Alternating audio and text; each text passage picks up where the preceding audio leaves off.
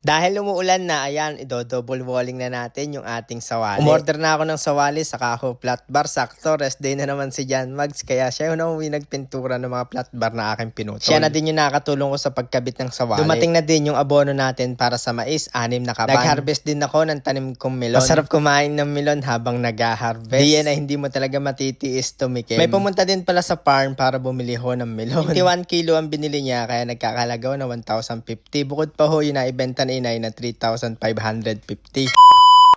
Hi mga katroops, magandang buhay! Ito na naman, wala na naman akong magawa, kaya ayan, may nagawa na naman ako. Habang nagkakape ako diyan sa terrace, nakaupo, ayan, may naisip na naman ako. Yang hong sawali ko diyan sa terrace mga katroops, ayan ho, ay nakatornilyo laang. Ay ang gagawin ko, ay babalik ta rin ko para maging harapan naman yung harapan. Ano daw? Ang ibig sabihin ko ho, yung harapan ho, ay lalagay ho natin sa loob, kaya babalik ta rin ko siya. Gawa na nagpaparamdam na yung ulan mga katroops, ay panigurado, ay pag nag-ulanan na, papasok na diyan sa loob yung ulan, lalo na yung anggel. Sabayan mo pa ng malakas na hangin, kaya talagang pasok diyan sa loob. Kaya ang gagawin natin ay babalik na rin. Parang gagawin ko ay double walling na. Tapos yung lining doon sa loob, doon sa may butas, ay lalagyan ko siya ng LED. O diga, dami ko na iisip, ay pera na lang talaga ang kulang, kaya hindi matapos. Nasukatan ko na yung harap mga troops, pinutulan ko na din siya ng sawali. Ang pinamputol ko ho diyan sa sawali mga troops, ay bala ho siya nung pang tiles. Ang kagandahan kasi doon ay pantay ho talaga yung tabas, ay napakaganda. Tapos ang pangiipit ko diyan ay flat bar na de uno. Yun lang hong kanipisan habang gumagawa nga ako mga katroops ay saktong-sakto ay dumating si John Mags. Ay rest day pala niya ngayon. Nagpalit ng rest day. Sakto may ginagawa kaya ayan siya na daw huy magpipintura. Pero mga katroops ay buti na lang talaga ay nandyan si John Mags. Kasi kung hindi, hindi ko yan makakabit mag-isa lalo na yung sawali. Papatulong na lang sana ako kala inay o kaya kay Itay. Kaso lang ay dumating si John Mags. Kaya siya yung nakakatulong ko ngayon. Kaso naging problema namin diyan mga katroops ay hindi ako nakapag-video. Kasi inahapit ko matapos hanggang alas 4. Gawa ng si John Mags hanggang alas 4 lang diyan. Nag-start na kasi ako diyan maggawa mga troops ay 8:30. Kaya pagdating diyan sa aking video ay tapos na agad. Yan pala yung binaliktad ko. Yan ho yung before. Ito naman ho yung after. Sa inyong palagay mga troops, halin ba mas maganda yung una o yan hong bago? Ay iyong ang i-comment dyan sa comment section. Ang kagandahan naman diyan sa bagong kabit natin mga troops ay hindi na siya papasukin ng ulan. Hindi na magtatagusan or maghahangin diyan or maaanggihan. Dumating na ho pala si kuya, yan dala na niya yung abono. Yan ho yung pang-aabono natin doon sa tanim nating mais na 6 na kilo. Yan ho talaga yung dinagamit natin sa unang apply, urea 4600. Sa isang sako ho ay 50 kg ho yung laman niya. Sa isang kilo kasi mais mga troops ay isang sako ho inaabono, kaya 6 kg na mais na ating tanim. Kaya 6 na sako naman ho yung ating iaabono doon sa mais. Sa mga susunod na araw ay papakita ko sa inyo yung update doon sa ating mais. Yun ho ay sweet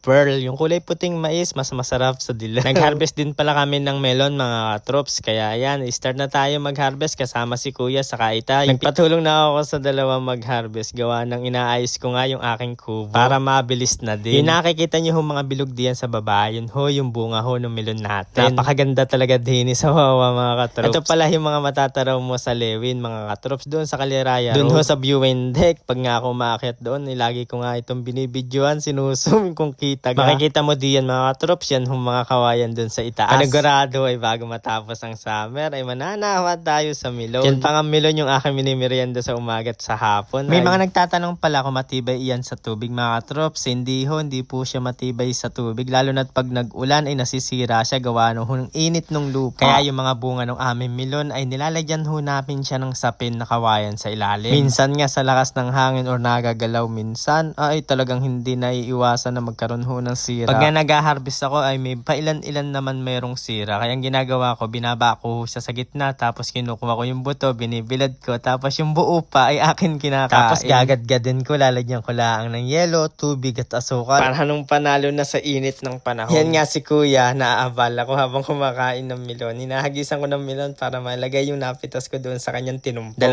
beses pang naabala. Ito kasi talaga yung part na masarap kumain ng melon habang nag-harvest. Kaya talaga kung nag-harvest ka at namimitas ay talagang hindi ka pwedeng hindi mapapakain. Yung melon namin tanim ay para kain lang ho sana. Pero kumita tayo diyan dahil ibinenta natin. Maliit lang naman yung napuhunan ko diyan. Di pa yata umabot ng 4 o 5K. Doon pa lang sa una at pangalawang pitas ay bawing-bawi na natin yung napuhunan. Ayan na nga ay nag-back na nga ng melon na isadyang mapapakain na agad. Noong nakarang taon pa lang mga troops, diga nga doon sa akin unang vlog diyan sa melon ay nakakita tayo ng kambal ng melon. Ngayon naghahanap ako ay ay wala. Nung nabaak ko nga yung kambal na melon na yun, ay kambal na kambal talaga mga katrops. Doon sa gitna ay talagang nakabukod yung parehas na buto. Pagbaak ko nga ay orange na orange talaga, kaya napakasarap at tamis din. Kaya ga mga katrops ay namamapak din ka kayo na melon o tinitimpla nyo lang ho bilang juice. Sayang lang talaga yung dulo mga katrops ay hindi ko natamnan ng melon, gawa ng late na ho humugot yung tubig. Kung maaga lang talagang humugot ay malamang ay malawak-lawak iring ating melonan. Tapos na ho kami mag-harvest, hahakutin na lang din sa gilid ng kubo. Sakto ho yung dating ni mama yan, meron na hong melon at bibili na siya. Di pa nga ako nakakabili ng plastic na matibay, kaya diyan ko nalagay kaso ay lumusot. Para yung ex mo, bigla ka na lang iniwan. Ay, bigla lang